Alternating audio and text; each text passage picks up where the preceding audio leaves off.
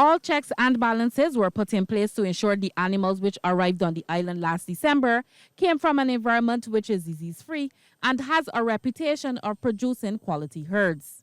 This assurance is coming from Permanent Secretary in the Ministry of Agriculture, Food and Nutritional Security, Terry Bascom.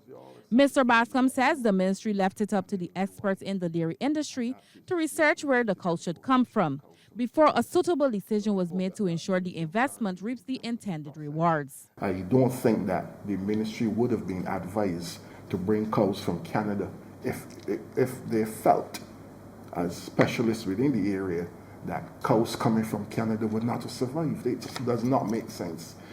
So sometimes I think we have to let common sense be our guide, quite frankly, and to have some patience and demonstrate some confidence in the players in the industry. They certainly know better than I do, and we take guidance from them before we act. Head of the Barbados Beef and Dairy Association, Patrick Butcher, says the animals are now out of quarantine and have been distributed to the respective farms, with the expectation that the island's milk production will be boosted in short order. The vast majority of the animals that have been imported, they are scheduled to calve between the months of March, April, and May.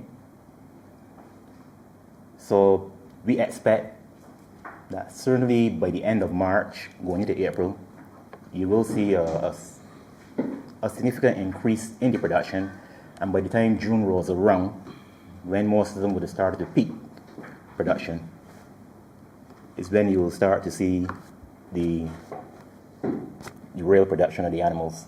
People, Legal and Corporate Affairs Manager at Banks Holdings Limited, Lisa Ridley Paul, says Pine Hill Dairy has been tracking the animals from the time they arrived on the island. Just to correct some of the information that we've heard, they came in with all of their certificates. The cows were pregnant. We've heard that some of them weren't. That is completely erroneous. We have all the certification. We understand that some have already calved.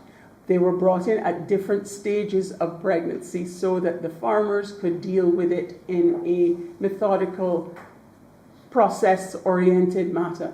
Stakeholders are hoping the dairy industry reaches the point where it produces 300,000 liters of milk monthly.